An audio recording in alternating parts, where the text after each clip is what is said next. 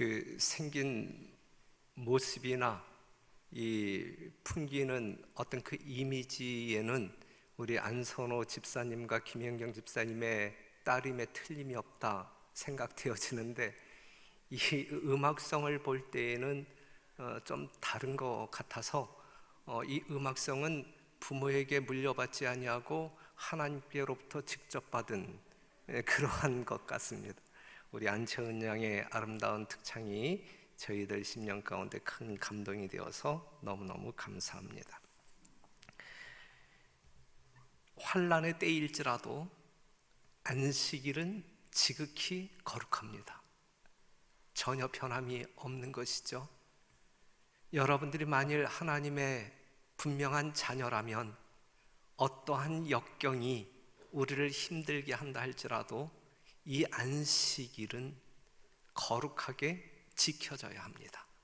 이 일에 있어서 이 코로나 시기에 우리 모든 성도들이 결코 일탈하지 않게 되기를 바라고, 오히려 더 이 마지막이 가까움을 볼수록 안식일의 신성성과 하나님의 무한한 사랑 속에서 안식일이 온전하게 준수되어지기를 간절히 바랍니다. 10월 1일 다음 주 목요일이면 추석입니다. 올 추석은 기다림, 즐거움보다는 두려움, 또한 긴장, 한숨이 많은 그러한 명절이 될 것이라 예상되어집니다. 어두움의 현실에 여러분들의 시선이 집중되지 아니하고 영광스러운 재림의 그 예수님에게 여러분들의 모든 관심이 집중됨으로 말미암아 어두움 속에서일지라도 여러분들 심령 속에서 샘솟는 기쁨을 잃어버리지 말게 되기를 간절히 바랍니다. 그날이 얼마 남지 않았음을 우리는 확신합니다. 추석에는 오곡백과로 음식을 차려놓고 이 조상의 은덕을 기리는 제사를 드립니다. 이것을 우리는 차례라고 하고 또 뭐 이렇게 산에 가서 성묘도 하고 그렇잖아요. 오늘 이 시간에는 하나님의 자녀들이 하나님께 드리는 제사에 대해서 잠깐 살펴보고자 합니다. 이 추석에 즈음하여 추석에 드리는 제사와 관계해서 하나님의 백성이 하나님께 드리는 제사에 대하여 살펴보고자 합니다. 기독교는 제사의 종교다라고 말할 수 있어요. 특별히 재림교회는 말이죠. 범죄한 이후부터, 아담과 하와가 범죄한 이후부터 시작된 선악의 대쟁투, 이 선악의 대쟁투가 종결되는 그 순간까지 우리는 하나님께 제사하며 살 수밖에 없는 사람들입니다. 하나님이 인류의 구속을 위하여 제정하신 제도가, 인류의 구속을 위하여 여러분들의 구원을 위하여 제정하신 제도가 바로 제사 제도이기 때문에 그렇습니다. 그래서 성경에 나온 부조들은 뭐 아브라함이라든지 노아라든지 이러한 분들은 가는 곳마다 뭘 쌓았다 그랬어요? 단을 쌓고 하나님을 제사했다. 그 다음에 우리가 이스라엘 백성들의 삶을 보게 되면 그들은 매일 아침 저녁으로 하나님께 제사를 드리는 삶을 살아갔잖아요. 그렇기 때문에 하늘 백성들의 삶은, 우리들의 종교는 바로 이 제사의 종교다라고 말할 수 있어요. 오늘 이 시간의 설교 제목은 드리려거든 여호와 앞에 연락하시도록 드릴지어다. 기왕에 여러분들이 드리고자 한다고 하게 되면 하나님께서 기뻐 받으시는 그러한 제사를 드리자. 이것이 포인트가 되겠습니다. 누구든지 여호와께 예물을 드리려거든. 아담에게 위임된 희생 제도도 그의 후손들에 의하여 왜곡되었다. 미신, 우상숭배, 잔인, 방탕이 하나님께서 지시하신 단순하고도 의미심장한 봉사를 부패시켰다. 우상 숭배자들과의 오랜 교제를 통하여 이스라엘 백성들은 많은 이교의 습관들을 그들의 예배에 혼합시켰다 그랬어요. 절에서 제사를 드린다든지 명절 때 여러분들이 가정에서 제사를 드린다든지 이 모든 기원, 그 근원은 바로 성경, 하나님께서 제정하신 이 제사 제도에 있는데, 이것이 이제 우리가 대상을, 하나님이 아닌 다른 대상을 섬김으로 말미암아 이 제사의 형식도 바뀌고 의미도 이제 소멸되어지고 이제 그러한 것임을 여러분들이 아실 필요가 있어요. 그러므로 여호와께서 시내산에서 그들에게 희생 제사에 관한 명확한 지시를 주셨다. 여러분들이 어떻게 하나님께 제사를 드려야 할지 명확한 지시를 주셨고, 성막이 완성된 후 그분은 속죄소 위에 나타난 영광의 구름 속에서 모세와 교통하시고 제사 제도와 성소에서 유지되어야 할 예배 형식에 관한 완전한 지시를 그에게 주었다 그랬어요. 우리는 하나님을 어떻게 경배해야 되는지에 대한 명확한 그러한 인포메이션을 가지고 있는 사람들이기 때문에 하나님을 신령과 진정으로 예배 드릴 수 있는 사람들이고, 그렇게 예배를 드려야 된다라고 하는 사실이죠. 제사라고 하는 말을 예배라고 하는 말로 바꿔서 이해를 하셔도 되고, 오늘 예물이라고 하는 말을 제물이라고 하는 말로 바꾸어서 이해를 하셔도 무방하겠습니다. 레위기 1장 1절에 있는 말씀을 다시 보면, 여호와께서 회막에서 모세를 부르시고 그에게 일러 가라사대 이스라엘 자손에게 고하여 이르라, 너희 중에 누구든지 여호와께 예물을 드리려거든 그랬어요. 너희 중에 누구든지라고 하는 말, 누구든지, 이제 이 누구든지라고 하는 말을 잠깐 생각해 본다고 하면, 이 누구든지라고 하는 이 단어 속에서 우리는 하나님의 무엇을 발견할 수 있냐면, 우리 하나님은 차별하시는 하나님이다, 아니면 차별하지 아니하시는 하나님이다. 차별하지 아니하시는 분이다 라고 하는 사실을 알 수가 있어요. 누구든지, 정말 빈부귀천을 물어나고 신분고하를 물어나고 누구든지 하나님 앞에 나아가 제사를 드릴 수 있다. 너는 오지마, 너는 와. 차별하지 아니하시는 하나님을 발견할 수 있어요. 차별하지 아니하시는 하나님이 여러분들의 하나님이심에 대하여 크게 감사하는 이 시간이 되기를 간절히 바랍니다. 골로새 3장 11절 보게 되면, 거기는 헬라인과 유대인이나 할레당과 무할레당이나 야인이나 수고디아인이나 종이나 자유인이 분별이 있을 수 없나니, 왜냐하면 그리스도는 만유의 주이시기 때문에 그렇습니다. 그렇기 때문에 요한복음 3장 16절, 누구든지 저를 믿기만 하면 뭐 할 수 있는 거예요? 구원받아 하나님의 자녀로 영원히 살 수 있는 것이란 말씀이죠.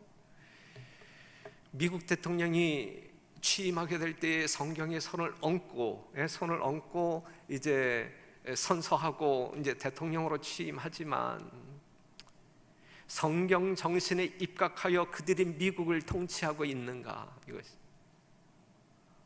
오늘날 미국 사회에서 이 흑인들이 그냥 이렇게 무의미하게 이유 없이 죽는 경우들이 참 많이 있잖아요. 인종차별이 정말 미국을 상당히 시끄럽게 만들고 있는데, 인간 세상에는 차별이 있을지라도 하나님의 세상에는 차별이 없다. 하나님을 신실히 따르는 백성들이 모이는 교회에서 차별이 있어야 할까요? 없어야 할까요? 차별이 없어야 한다.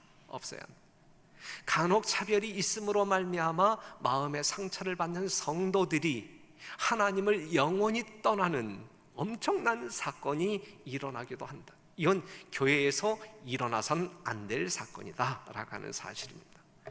이 일에 있어서 특별히 이 목회자들은 조심해야 될 거예요. 신중해야 될 거예요.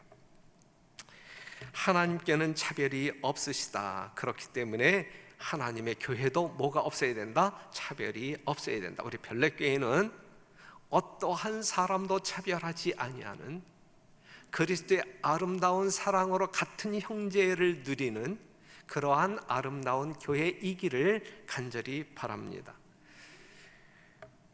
누구든지라고 하는 말과 그 다음에 드리려거든 이라고 하는 말을 좀 생각해 보았으면 좋겠어요. 드리려거든, 여기에 강제성이 있는 거예요? 아니면 자원하는 거예요? 여러분들이 드리고 싶으면 드리고 그렇지 아니하면 드리지 않아도 된다라고 하는 말씀이 있죠. 드리려거든 이라고 하는 말 가운데에는. 그렇기 때문에 우리가 하나님을 믿기로 결심한다라든지 매한식일 주회전에 나와 하나님을 예배한다라든지 이것은 자원하는 심령으로 드려져야 된다. 여러분들이 하나님께 어떠한 예물을 드리든지 그것은 자원하는 마음으로 드려져야 하나님께서는 그러한 영혼들을 뭐 하신다 그랬어요? 고린도후서 9장 7절에 사랑하신다 그래요. 자원하여 드리는 사람을 사랑하신다 그랬어요. 그러한 사람들의 예배를 우리 하나님께서는 연락하신다라는 말씀이죠. 하나님의 사랑은 정적인 것이 아니라 동적인 거예요. 움직여요. 행동합니다. 그래서 하고 싶어 하는 자발적인 행동, 이것이 하나님의 사랑이에요. 여러분들을 향한 하나님의 사랑은 지극히 하고 싶어서 자발적으로 하는 사랑이거든요. 그러한 행동에는 남들이 이해하지 못하는 기쁨과 행복이 존재합니다. 여러분들이 아시는 것처럼 죄인을 사랑하시는 예수님은 죄인을 살리기 위해 하나님이 보내심으로 말미암아 강제적인 굴종으로 말미암아 이 땅에 오신 것인가요?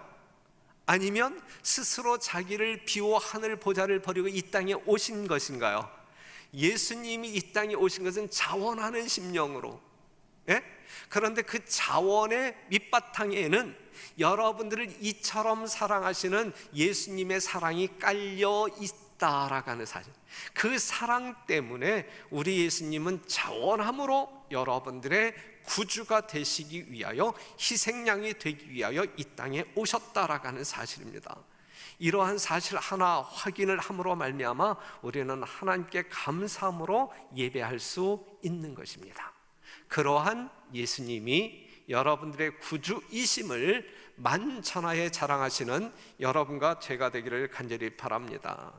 요한복음 10장 18절에 있는 말씀 보게 되면 예수님께서 나는 버릴 권세도 있고 뭐 할 권세도 있다 그랬어요? 예? 다시 얻을 권세도 있다. 그런데 나는 스스로 누구의 요청에 의해서가 아니라 나는 너희들을 구원하기 위하여 내 스스로 내 생명을 버린다라고 이야기했거든요. 이게 자원이에요. 이게 자원. 예수님께서는 다가오는 죽음에 저항하실 수 있었으며 죽음의 지배 아래 들어가는 것을 거절하실 수도 있으셨다. 우리 예수님도 그러한 자유가 있으셨단 말이에요. 그러나 그는 생명과 불멸을 드러내시기 위해 자원하여 그의 생명을 버리셨다.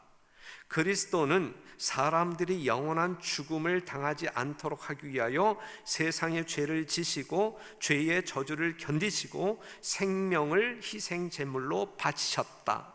왜요? 하나님이 여러분들을 이처럼 뭐 하시기 때문에? 사랑하시기 때문에 그래요. 이러한 사랑을 경험한 사람들의 심령 가운데 이제 샘이 터지는데, 어떠한 샘이 터지는 거예요? 예?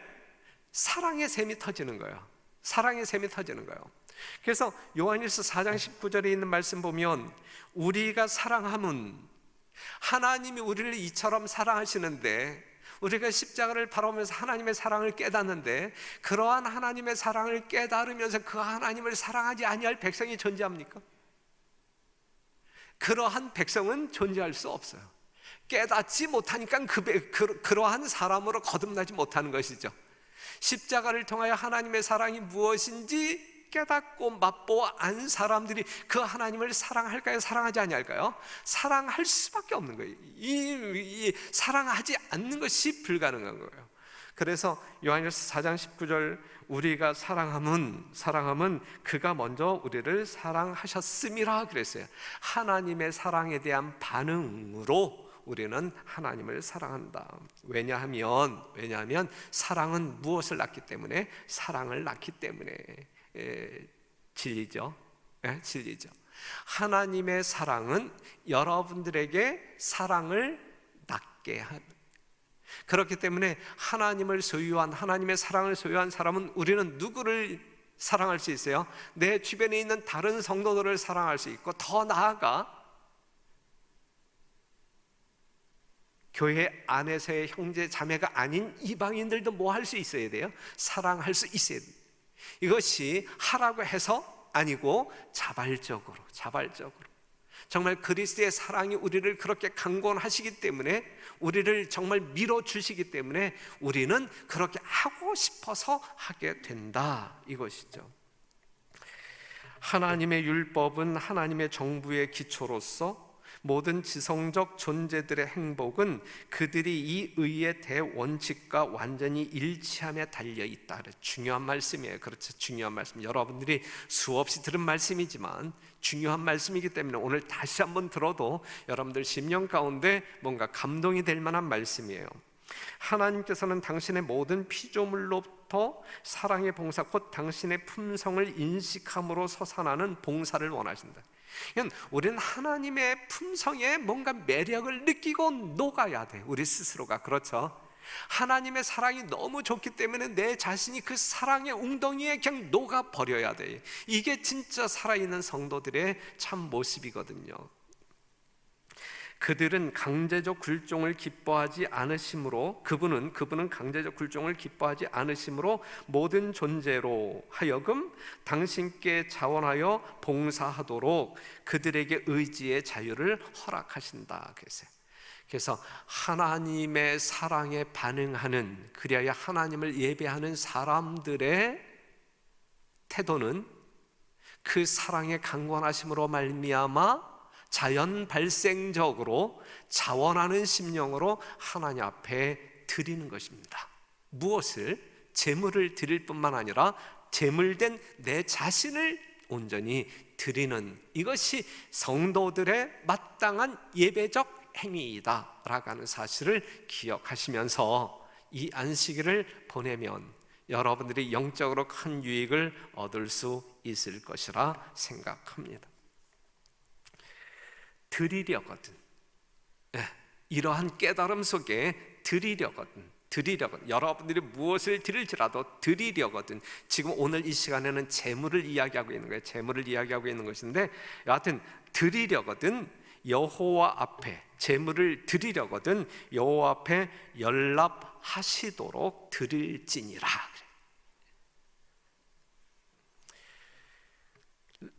2절 3절에 있는 말씀 보면, 이스라엘 자손에게 고하여 이르라, 너희 중에 누구든지 여호와께 예물을 드리려거든, 3절, 그 예물이 소의 번제이면 흠 없는 수컷으로 회막문에서 여호와 앞에 연락하시도록 드릴지니라.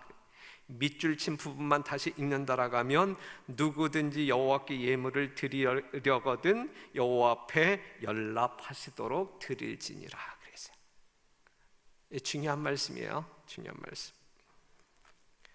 조건이 있다는 이야기예요. 하나님께서 여러분들에게 제사를 드리려거든 이렇게 드리라 그랬는데, 여러분들이 제사를 드림에 있어서 여러분들 자의적으로 물론 자원하여 드리지만, 자원하여 드리니까 그냥 내 멋대로 드리란 이야기 아니면은 하나님께서 이렇게 드리라고 하는 요구 조건이 있는 거예요. 요구 조건이 있는 거야. 조건이 있는 거예요. 조건이. 그 조건에 합당하게 드릴 때 하나님께서 연락하신다, 이것이죠. 무슨 말씀인지 이해가 돼요? 그래서 이제 본교 주석을 보면 레위기 1장에, 지금 우리가 본문으로 채택하고 있는 이 레위기 1장을 보면, 레위기 1장에 언급된 개인적 번제는 모두 자원제이지만 자원제에 있지만 여러분들 선택에 의하여 드리는 것이지만, 이미 언급한 대로 그것을 드릴 때 따라야 할 의식은 세밀하고 엄격했다 그랬어요. 이렇게 하여 이스라엘 백성들은 절대적인 순종을 배웠다 그랬어요. 절대적인 순종을 배웠다. 하나님은 용서하고 또 용서하시겠지만 하나님의 지시에 대한 절대적인 순종이 있어야 한다. 하나님께 가까이 나아가려는 자는 하나님께서 지정하신 방법으로 나가야 한다. 그분의 뜻에 일치한 예배만이 그분에게 간합된다 그랬어요. 하나님을 예배한다고 주여 주여 하지만, 하나님을 예배한다고 하지만 하나님께서 요구하시는 어떠한 조건이 있는데 그 조건에 순종하지 아니하면서 나는 하나님을 예배했다, 오늘은 정말 행복한 안식일이야, 그리고 집에 돌아가서 여러분들의 삶을 살 수 있을까요? 하나님께서 연락하실 수 있는 예배가 있고 연락할 수 없는, 간합할 수 없는 예배가 있단 말이죠. 여러분들은 어떠한 예배자이냐 이거예요. 중요한 것은 우리가 매 순간 정말 자문해야 할 질문이 있다고 하면, 나는 어떠한 예배자인가? 하나님께서 연락하시기에 합당한 조건들에 순종하는 예배자인가? 아니면 하나님을 예배하는 어떤 그 형식은 갖추고 있는데 내 자의적으로 지금 하나님을 예배하는 자인가? 매우 중요해요. 매우 중요해요. 순종이라고 하는 말에 대하여 뭔가 부담을 느끼거나 알러지 반응을 일으키는 성도들이 있다고 하면 그것은 신앙을 크게 잘못하고 있는 것이고, 성경에 나와 있는 복음을 제대로 이해하지 못하고 있는 것이고, 믿음으로 말미암는 의가 무엇인지 정확히 하나님의 의도대로 이해하지 못하고 있는 거예요. 하나님의 거룩한 사랑에 깊이 빠지면 빠질수록 완전한 굴복이 이루어질 것이고, 완전한 굴복 속에 완전한 자유와 행복이 경험되어질 것이고, 그렇지 아니할 때에 그것은 성경적인 신앙 논리가 아닙니다. 우리가 창세기 4장 1절에서 5절에 나와 있는 이 가인과 아벨의 제사 하나만 본다 할지라도, 한 사람의 제사는 연락하셨지만 한 사람의 제사는 거절하셨거든요. 똑같은 자리에서 형식은 같은 제사를 드린다 할지라도 간합되는 것이 있고 거절되는 것이 있어요. 그러니 오늘 우리가 드리는 이 거룩한 안식일 시간 속에서 하나님을 존경하며 경외하는 이 예배의 시간에 우리가 정말 이 제사를 드리고 있는데, 우리가 드리는 제사가 아벨의 제사냐 아니면 가인의 제사냐 이것이죠.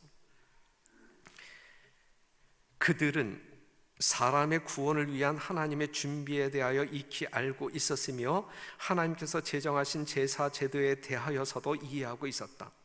그들은 이 제물로 그것들이 예표한 구주에 대한 믿음을 표현하고 동시에 용서를 위하여 그분께 전적으로 의지하는 것을 인정해야 한다는 것을 알았다. 그리고 이와 같이 그들의 구속에 대한 하나님의 계획에 순응함으로 하나님의 뜻에 그들이 순종한다는 증거를 보이고 있다는 것을 그들은 알고 있었다.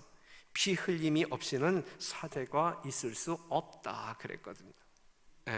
그냥 하나님께서는 구속의 진리를 다 알려주셨단 말이에요. 여러분들이 이렇게 제사를 드려야 하나님과 소통할 수 있고 여러분들의 구원이 이루어질 수 있다라고 하는 모든 정보를 다 주셨단 말이죠. 성경에 안식일을 어떻게 안식일의 의미가 무엇인지, 안식일을 어떻게 지켜져야 되는지 다 알려주셨잖아요. 그러한 어떤 그 하나님의 분명한 요구, 거룩한 요구가 있음에도 불구하고 여러분들이 자의적으로 안식일을 해석하고 안식일을 준수한다고 하게 되면 여러분들이 진정한 안식일 교인이라고 말할 수 있을까? 그건 아니잖아요. 그렇죠? 예배도 마찬가지, 하나님께 제사를 드리는 것도 마찬가지다. 제사에 있어서 가장 중요한 것은 제물입니다. 예물입니다. 성경에 하나님의 백성들이 구별하여 하나님께 드렸던 제물의 종류는 소, 양, 염소, 집비둘기, 산비둘기, 때로는 참새가 있어. 참새. 제물이 있어야 한다. 성경에 나와 있는 제물의 종류가 틀리다 할지라도 이 모든 제물은 누구를 표상하고 있는 거예요? 예수님을 표상하고 있는 것이다. 이 제물의 죽음은 뭘 표상하고 있는 거예요? 예수님의 희생을 표상하고 있는 것이다. 그럼 여러분들이 그러한 제물을 드리는 것은 뭘 표현하고 있는 거예요? 그 제물이, 그 예수님의 희생이 나를 구원하기에 넉넉하다라고 하는 믿음을 표현하고 있는 것이거든요. 이게, 그런데 이 제물은 집단적인 거예요? 아니면 개인적인 거예요? 만약에 여러분들이 어떤가 하나님의 용서를 구하기 위하여 제사를 드리러 나아갈 때에 우리는 개인적인 제물을 가지고 나아가나요?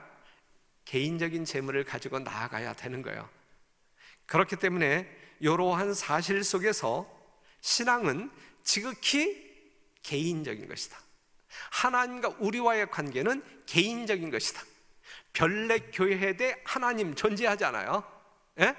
홍성신 대 하나님, 이것만이 존재해요. 그렇죠? 하나님과 우리는 개인적인 관계 속에 있어야 돼요. 맞습니까? 네, 맞습니다.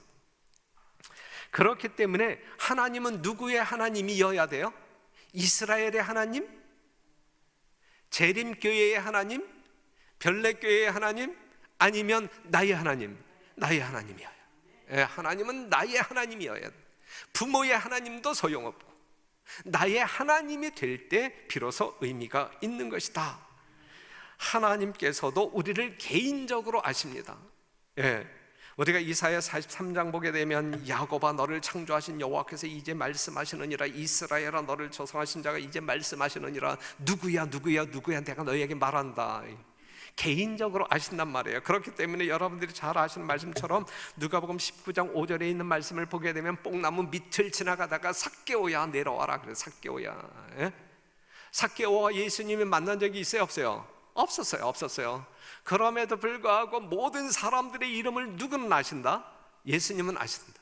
어떻게 아신다? 집단적으로 아신다? 아니면 개인적으로 아신다? 개인적으로 아신다. 개인적으로. 이사야 49장 16절에 있는 말씀을 보면 내가 너를 내 손바닥에 새겼고, 그래서 내 손바닥에, 하나님의 손바닥에 여러분들 각자의 이름이 다 적혀 있음을 기억하시고 하나님의 철저한 보호, 이 사랑의 보호 속에 여러분들이 있다라고 하는 사실을 기억하시고 그 하나님과 개인적인 관계 속에서 하나님을 사랑하고 하나님을 예배하는 살아있는 주의 성도들이 되기를 간절히 바랍니다. 덤으로 묻어서 그냥 하늘에 갈 수 있는 사람 아무도 없어요. 구원은 집단적인 게 아니에요. 집단적인 게 아니에요. 개인적인 거예요. 남들은 다 그놈이 그놈 같아도 부모는 자기 아들을 즉각적으로 알아봐요. 하나님께서는 여러분들을 다 개인적으로 정말 여러분들의 머리털 숫자까지도 정확히 세시며 아는 그러한 존재이시다. 그렇기 때문에 여러분들이 하나님께 예배할 때에도 이 개인적인 관계 속에서 하나님을 경배해야 된다라고 하는 사실입니다. 우리가 제물을 가지고 하나님의 전에 나아갈 때에 어떻게 하냐면 안수하지요. 그의 번제물의 머리에 안수할지니 그리하면 연락되어 그를 위하여 속죄가 될 것이라. 속죄는 여러분들이 제물 위에 손을 얹고 안수할 때, 여기서 안수할지니 그랬는데 자신의 모든 체중을 실어서 이것은 통회하는 죄인이 전적으로 그 대속물을 의지한다, 믿음으로 의지한다 라고 하는 의미가 담겨져 있는 것입니다. 나를 대신하여 죽을 예수님에게 나의 모든 더러운 죄를 남김없이 옮겨버린다라고 하는 행위적 의미가 있는 거예요. 그 옮겨진 나의 죄 때문에 누가 죽는 거예요? 예수님이 죽는다. 여러분들이 이 안수한다, 이 제물 머리에 손을 얹고 안수한다, 그럴 때에 여러분들의 죄가 온전하게 고백되어지지 아니하고 그 죄를 남긴다고 하게 되면 이 제물이 죽어도 소용이 없어요. 네. 여러분들이 정말 온전히 죄를 고백하여 회개함으로 모든 죄를 다 예수님에게 전가시킬 때 그 예수님은 비로소 죽는다. 누구를 위하여? 여러분들을 구속하시기 위하여, 살리시기 위하여. 그렇기 때문에 여러분은 스스로 예수님을 죽이기에 넉넉한 죄인임을 깨달아야 돼요. 깨달아야 돼요. 여러분의 모든 죄를 주 앞에 고백하고 구원을 받아야 되는 거예요. 누가복음 5장 31절에 있는 말씀 보면 건강한 자에게 의원이 쓸 데 없듯이 건강한 자에게, 그 다음에 32절 내가 의인을 부르러 온 것이 아니요 죄인을 불러 회개시키러 왔노라. 우리 주님은 자칭 의인들과 상대해요? 우리 주님은 누구와 상대하기 위하여 이 땅에 오셨어요? 죄인들과 상대하기 위하여, 죄인들을 불러 회개시키기 위하여 이 땅에 오셨단 말이에요. 누가복음 18장 13절, 이 바리새인과 이 세리의 기도 속에서 이 세리의 이 탄성 소리를 들어보면 가로되 하나님이여 불쌍히 여기옵소서 나는 죄인이로소이다. 이러한 사람들을 우리 주님은 구원하시기 위하여 이 땅에 오셨다. 디모데전서 1장 15절에 있는 말씀 보면 이 말이여 그리스도 예수께서 죄인을 구원하시려고 세상에 임하셨다 하였도다. 죄인 중에 내가 괴순이라 그랬어요.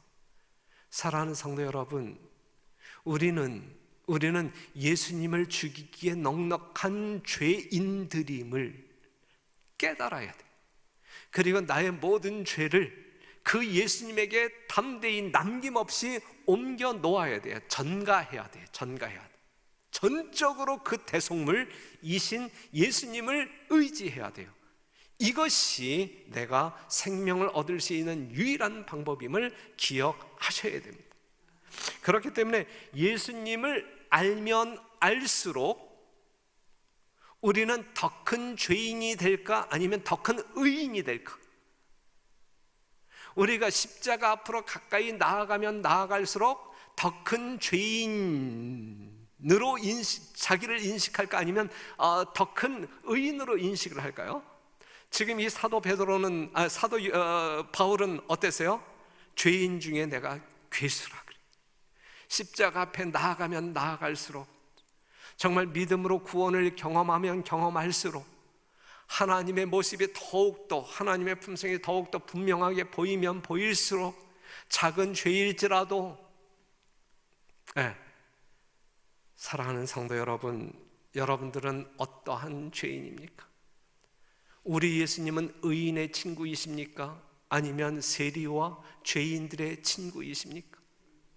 사랑하는 성도 여러분, 여러분들이 진정 주님의 친구 되시기를 간절히 바랍니다.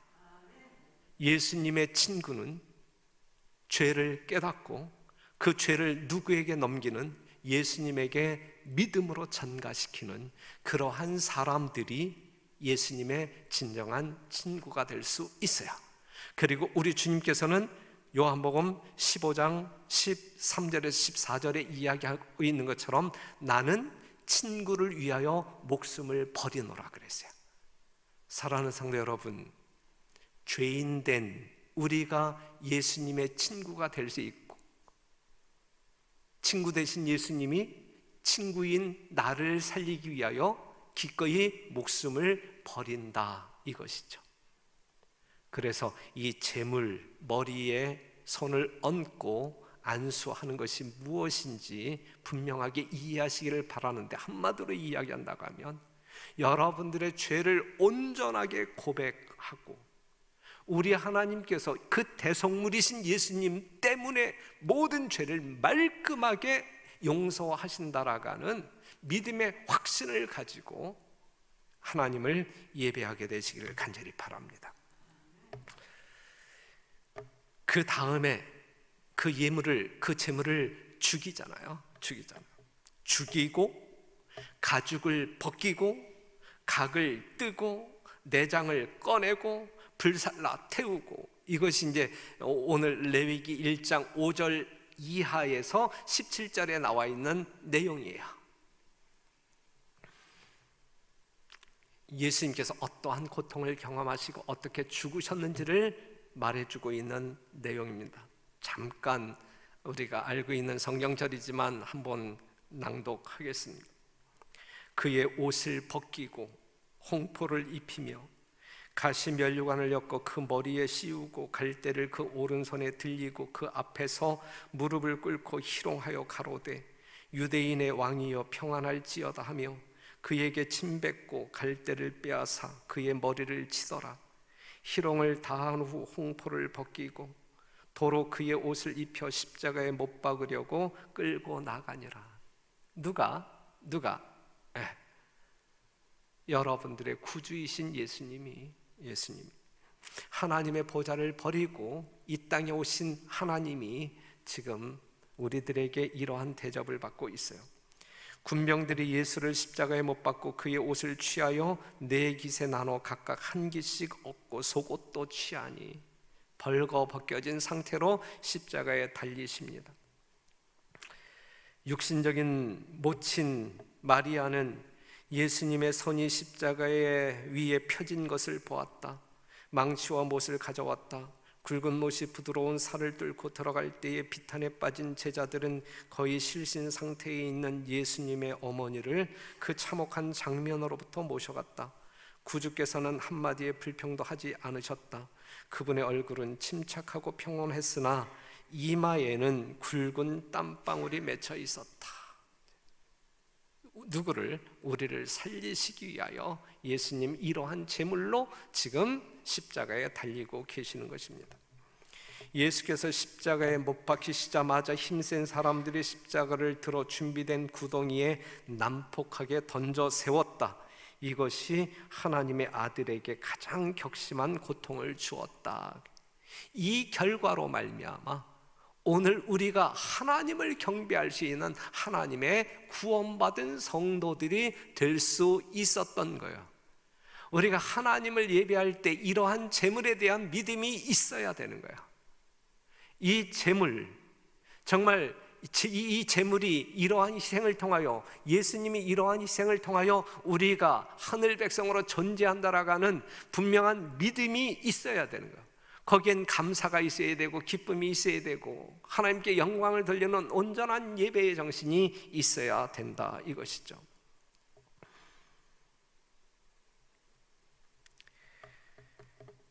누구든지 여호와께 예물을 드리려거든 여호와 앞에 연락하시도록 드릴지니라 그랬어요. 이제 희생이 된 이 제물을 번제단 위에 뭐하여? 태워요. 그랬을 때에 우리가 레위기 1장 9절, 13절, 17절에 있는 말씀을 보게 되면 이는 화제라 여호와께 향기로운 냄새니라 그랬어요. 이게 이제 우리 하나님이 받으시는 거예요. 어떻게 받으셔? 기뻐 받으시는. 제물을 태운다. 이것은 예수님의 완전한 희생을, 전폭적인 순복을 의미하고 있어요. 예수님이 여러분들을 구속하기에 넉넉한 필요 충분 조건을 다 이루심으로 말미암아 예수님의 전폭적인 남김없는 순종을 통하여 구속이 완성되어 그것으로 인하여 그 제물이신 십자가에서 죽으신 그 예수님을 보실 때에 우리 하나님이 이제 연락하시는 거예요. 그것이 예수님의 이러한 구속적 행위가 하나님께 뭐라 그랬어요? 향기로운 냄새라 그랬어요. 향기로운 냄새. 우리 하나님께 향기로운 냄새를 풍길 수 있는 존재는 이 예수님밖에 존재하지 않아요. 존재하죠. 이것이 제사의 결론입니다. 이것이 제사의 결론입니다. 이것이 죄인된 우리를 구원할 수 있는 유일한 방법이기 때문에 그렇습니다. 예수님의 자원하는 희생으로 이 일이 성취되었기 때문에 우리 하나님께는 정말 기쁨으로 받을 수 있는, 연락할 수 있는 향기가 될 수 있는 거예요. 모든 제사, 제도가 그리스도를 상징하는 것이었으므로 그리스도를 떠나서는 아무런 가치가 없었다 그랬어요. 사랑하는 성도 여러분, 늘 강조하지만 안식일을 기억하여 하나님을 예배하기 위하여 이 성전에 들어오실 때에 여러분들은 분명히 개인적인 재물을 가지고 오셔야 돼요. 여러분들이 빈손으로 오시면 안 돼요. 지금 제가 말씀드리고 있는 것은 여러분들의 어떤 그 헌금을 이야기하고 있는 거 아니에요. 그것보다 먼저 오늘 이야기하고 있는 이 재물을 가지고 와야 돼요. 예수님을 가지고 와야 돼요. 예? 여러분들은 예수님을 소유한 백성이 되어야 돼요. 하나님을 경배하기 위해서, 신령과 진정으로 올바로 경배하기 위하여 여러분들은 바로 이 재물이신 예수님을 이 안식일 주의 전에 가지고 와야 돼요. 가지고 와야 돼요. 그 믿음으로 와야 돼요. 그 믿음으로 예수님이 여러분들을 대신해서 죽으신 그 예수님을 믿는다라는 것이 무엇인지 알고 정말 그 사랑을 맛본 자로, 정말 그 예수님 때문에 내가 구원받았음을 확신하고 그 예수님을 보내주신, 나를 위하여 죽게 하신 하나님을 경배하기 위하여 이전으로 나와야 해요. 그렇게 되면 여러분들은 안식일, 이 거룩한 예배에 참여할 때에는 반드시 이 제물을 가지고 나와 하나님 제단에 드려야 합니다. 드리려거든 여호와 앞에 연락하시도록 드릴지니라 그랬어요. 예수 믿고 구원을 얻으라는 말이에요. 여러분들 멋대로 하나님을 예배하지 말고 하나님의 요구 조건에 완전한 순종을 통하여 구원을 이루란 이야기예요. 완전한 믿음은 완전한 순종을 낳게 합니다. 그것이 우리들의 신앙이어야 합니다. 이러한 제물이 하나님께 이제 그 향기가 되었단 이야기는 바로 이 예수님 때문에 영혼들이 이 구원의 반열에 들어올 수 있다, 이 말씀이잖아요. 그렇죠? 그렇기 때문에 우리 하나님이 기뻐하실 수 있는 이유는 무엇이냐면 죄인 하나가 회개하고 하나님께 돌아오는 그 기쁨을 하나님께서는 예수님의 희생을 통하여 뭐 하는 거예요? 경험하시는 거예요. 결국은 이 제물로 인하여, 이 제사로 인하여 영혼이 거듭나잖아요. 영혼이 구원받잖아요. 구원받은, 예수님 때문에 구원받은 그 영혼, 여러분들이 하나님의 품으로 돌아오는 그 모습을 보게 될 때에 우리 하나님은 마냥 즐거울 수밖에 없는 거예요. 이것이 주인의 기쁨이에요. 이것이 누가복음 15장에 나와 있는 탕자의 비유 속에 나타난 아버지의 기쁨이에요.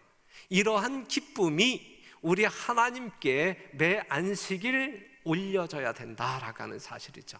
이러한 믿음이 있게 되기를 간절히 바라고, 여러분 개개인이 정말 이 마지막 때에 서 있다라고 하는 분명한 사실을, 이 시간적인 압박을 경험하면서 하나님 앞에 온전한 제사를 드리기 위하여, 하나님께 간합되는 제사를 드리기 위하여 모든 노력을 경주하시는 살아있는 주의 백성들 되기를 간절히 바랍니다.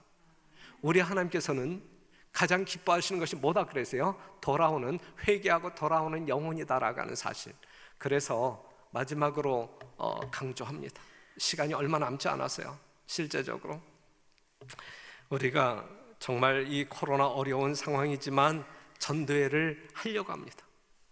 연초부터 여러분들에게 개인적인 구도자 적어내라 등등등등 우리 선교부장이 선교회장이 나와가지고 뭐 수없이 이제 강조하다가 이제 뭐 이 대면 예배가 멈춤으로 이제 그것이 이제 흐지부지 된 것처럼 여러분들이 인식하고 있을지 몰라도 살아있는 여러분들 심령 가운데 그래도 꿈틀거리는 영혼 구원의 열정이 여러분들 스스로의 어떤 그 개인적인 활동 속에 발휘되고 있으리라 믿습니다.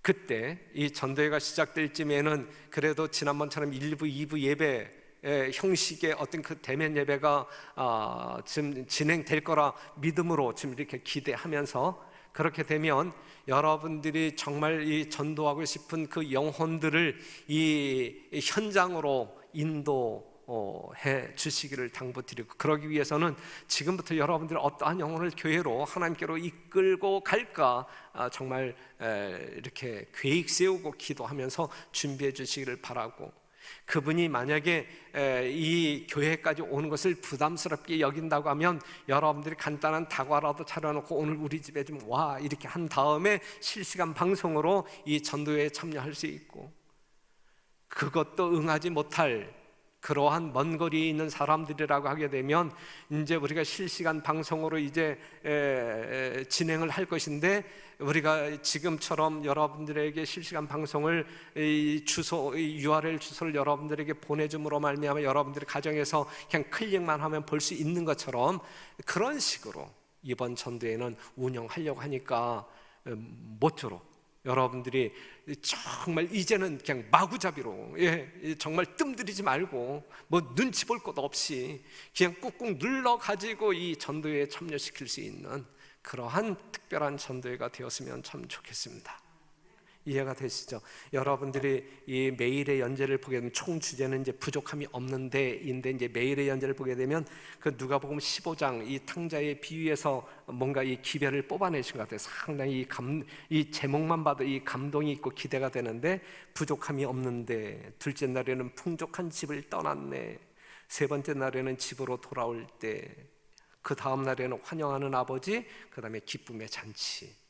뭔가 이렇게 느껴지잖아요. 뭔가 벌써 감이 오잖아요. 그렇기 때문에 뭔가 기대감을 가지고 이번 전도회에 적극적으로 참여해 주시기를 바라요. 한 영혼일지라도, 여러분들이 교회에 모시고 오지 못한다 할지라도 여러분들이 이 방송을 뭔가 나누어 줄 수 있는 어떤 대상들을 만들면서 준비하게 되시기를 바라는데, 며칠 남았냐면 23일 남았어요. 23일 남았어요. 23일 동안 잘 준비하여 성령의 폭발적인 역사로 하나님께 큰 영광을 돌리는 아름다운 전도회가 될 수 있도록 협력하시고 노력하시는 여러분과 제가 되기를 간절히 바랍니다.